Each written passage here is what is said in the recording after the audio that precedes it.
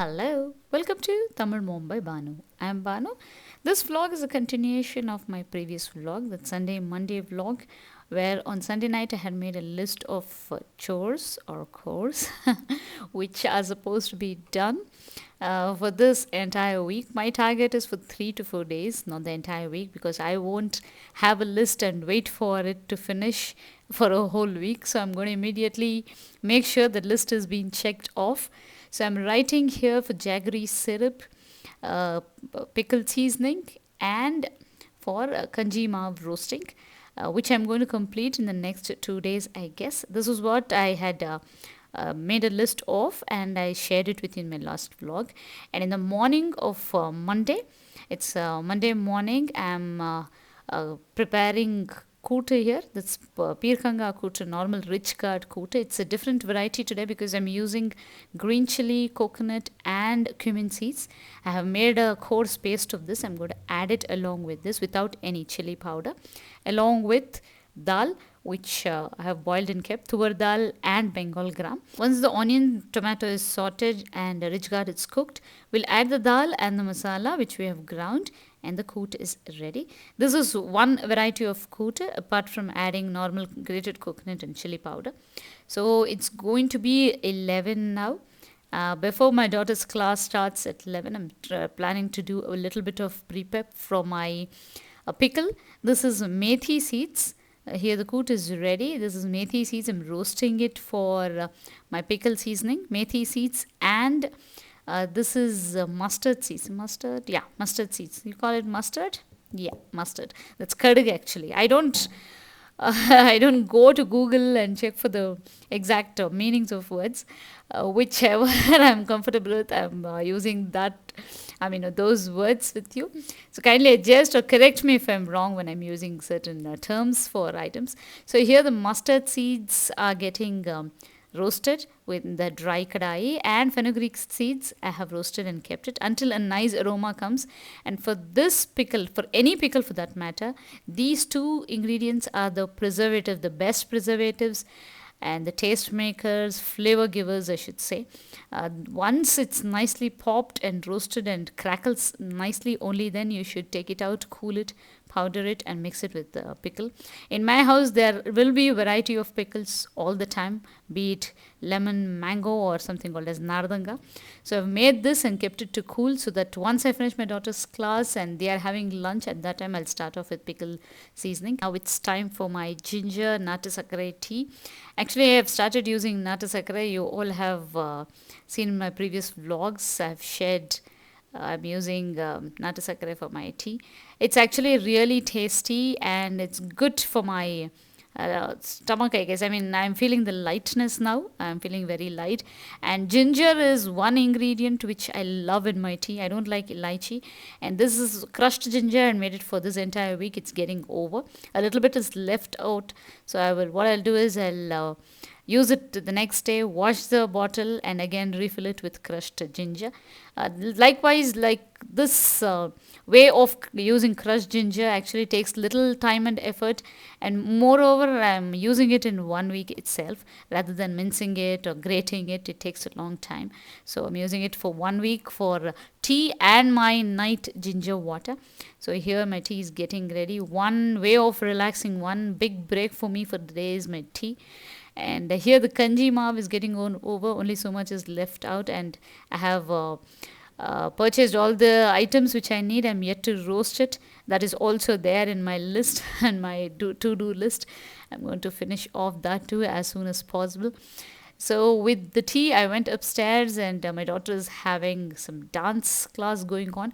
It's not yoga today, and my son is really very interested, and he's going on checking out what the steps the dance master is making over there. And my daughter is really enjoying. She loves dance and music, and she doesn't want me to sit there and have tea while her class is going on.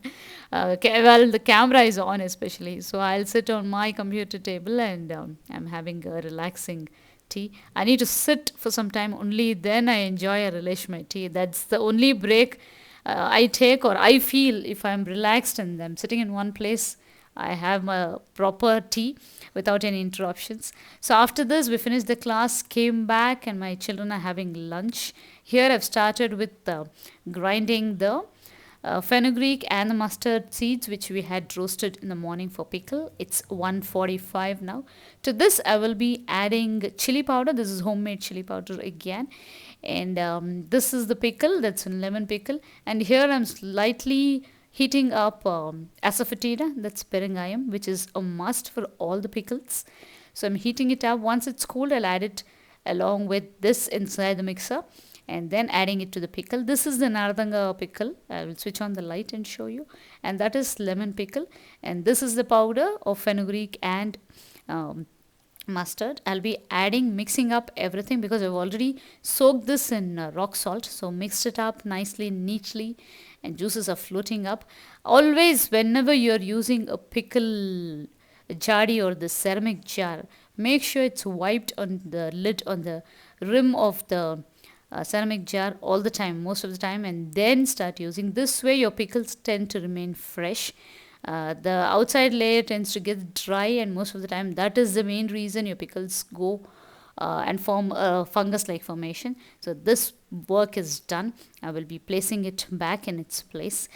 Pickle work, actually the seasoning was long pending. I had soaked it in salt, so it's pretty much soaked, and by next week probably I'll take it and start using. These are the pickle bottles and ceramic jars over there. There it's mango pickle, nardanga, and lemon over here. Those are lemon peels just soaked in salt. And this is some a little bit of jaggery, and I asked my husband to get one more full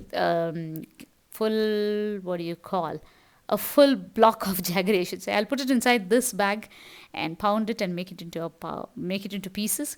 And this one I'm going to preserve it for my daily usage, for anything which I need to add. And for this, in this jaggery, I'll add a bit of water and leave it as such. As of now, I'm not going to make the syrup because it's going to be 2:10, and by 2:30 my husband comes and we'll be having lunch. I do not want to take a break when I'm making this. So I'll close it and keep it aside. And before my tea time or after my tea time, I'll start off preparing this. So here my list. So nice it is to go ahead and tick the list of chores you have done. Just try this once. You make a to-do list, and once you finish that task and you tick it, you feel such a peace of mind you have. You feel so good about yourself. So it's 3:45. 4:15 is my husband's tea time and our tea time. So before that, I came into the kitchen and I started making the jaggery syrup. Since I had added a little water, it's melted a bit, and neatly when it's fully melted, I'm not going to make any thick syrup. By itself it gets thick actually. In this jar is where I'll filter the jaggery syrup, close it and keep it inside the fridge. I'm not sure to keep it outside, though there are no ants at my house. I don't want to take any risk, since it's I'm just going to make a consistency which it's just, not a what do you say, a syrup or a paga consistency. It's just a normal consistency. It tends to get thickened by itself, but if you keep it outside, the shelf life, I feel, is quite less. So once this is melted fully, I'll just filter it. I don't want it to even boil, because the more it boils, it tends to get thicker and thicker. This type of jaggery, this is called the bucket vellum. Bucket jaggery, they call. The shape of the jaggery block is like a bucket. They call bucket vellum, and it's good, pretty much good for all the things which we are making at home with using jaggery. So it's melted fully. What I'm going to do is I'll straight away take it off and filter it and keep it inside the jar. One way of, or one advantage of using steel containers or jars is you can pour any hot liquid along with it inside it, just like that, when it's boiling hot also. So it's now boiling hot, very hot in fact. And I'm going to strain it in the tea strainer. I can't strain it with the steel strainer usually, because steel strainers have thicker, or the holes inside it is quite bigger than these. So sometimes the particles, the dust particles, tends to go through that as well. These tea strainers are pretty much good. They don't let even a small bit of dirt or something to get inside. So this is good actually. It's properly straining, taking off all the dirt in it. No matter how good the quality of jaggery is, it always tends to have impurities at the bottom. So it's my suggestion to, if you're making it in bulk for anything, it's better to melt it and strain it. Though at times when we're using for our curries, we just add a little small piece of jaggery. That's okay once in a while. But this way you need to filter and see the kind of dust and the impurities over here. It's better to strain it and then put it straight away inside the sink and fill it with water. Otherwise it will stick and you will never be able to wash it unless and until you soak it. So better add cold water once when it's hot, so that it's easy for you to scrub it and wash it. Here I'm letting this jaggery syrup go cool so that I can keep it back in the fridge. So it's 3:55. It just took me some 15-20 minutes. That's all. I already had washed all the vessels in the afternoon. Only then I could come back to this jaggery syrup. Otherwise I wouldn't have come, because if there are dishes in the sink, I don't feel like doing any other work. So when it's cooling, I'll finish off my tea.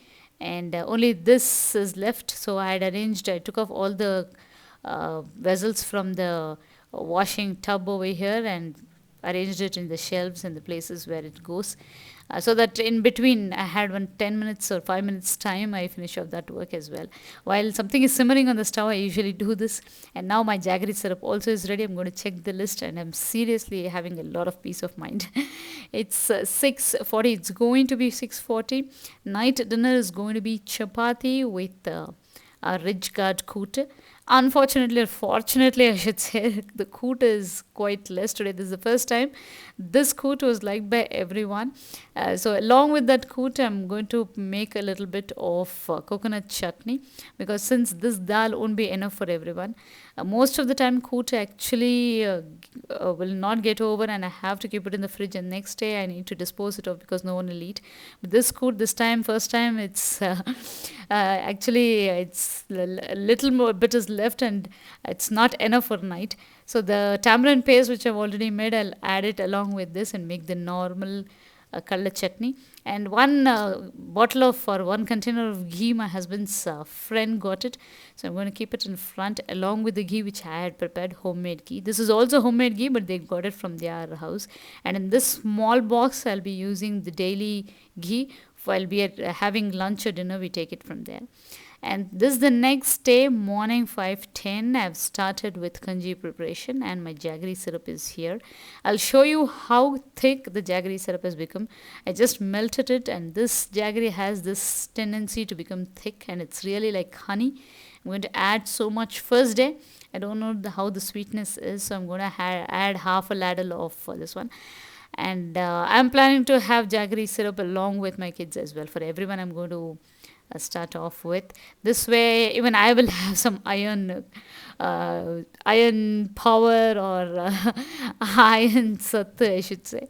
So it's 6:55 now. I finished cleaning everywhere as usual, sweeping, wiping, and I'm supposed to wash the copper drum and my copper pot today. Before that, I want to finish my breakfast. Today's breakfast is kuli paniyaram with a very, very healthy chutney. This is curry leaves, coriander chutney. You'll just need curry leaves, coriander. I think curry leaves, you can just take 2 or 3 fistfuls of those and add red chilies and tamarind. Garlic is optional actually. This chutney just needs coriander, curry leaves, red chilies and tamarind. If you want, you can add garlic, otherwise no need. So I've soaked the curry leaves and the coriander in water.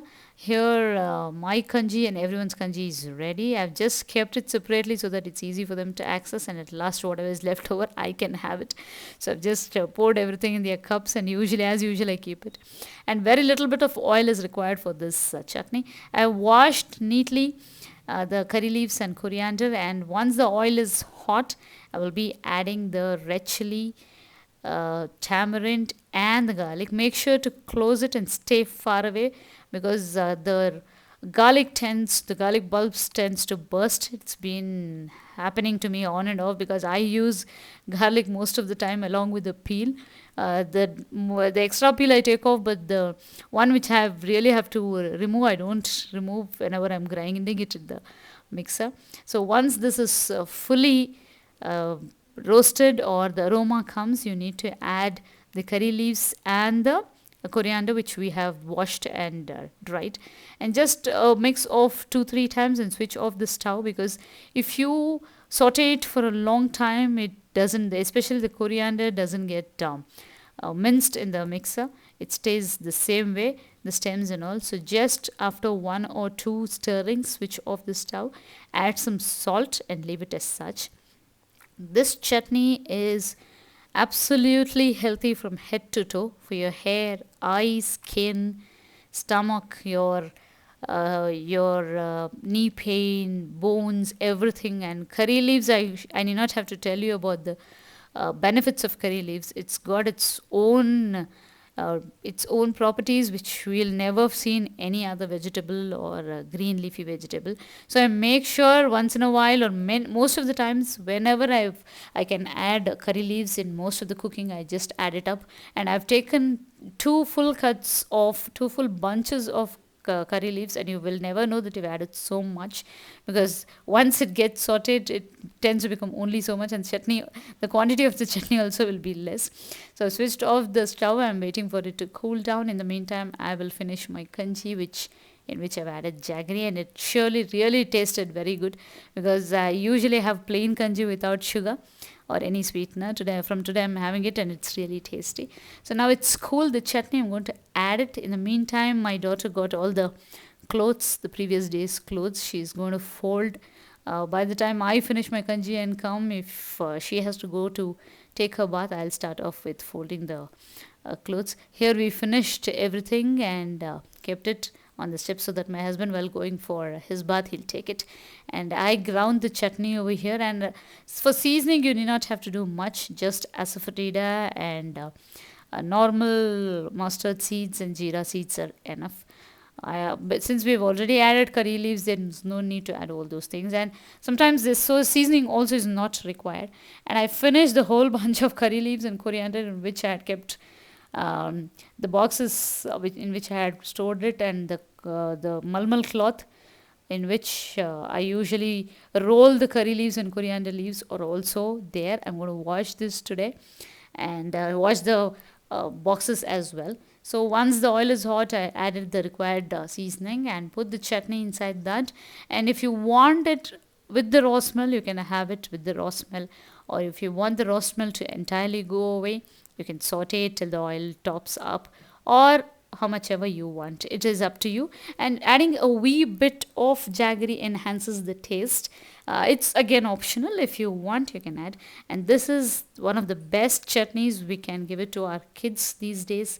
These days, kids' hair, eyes especially, it's I don't know what's happening to their vision. We need to include all these things on a regular basis. And this chutney is going to be not enough. So for this, I'm going to do some pache karam, in which I have just added chili powder, plain chili powder, salt, and a little bit of garlic.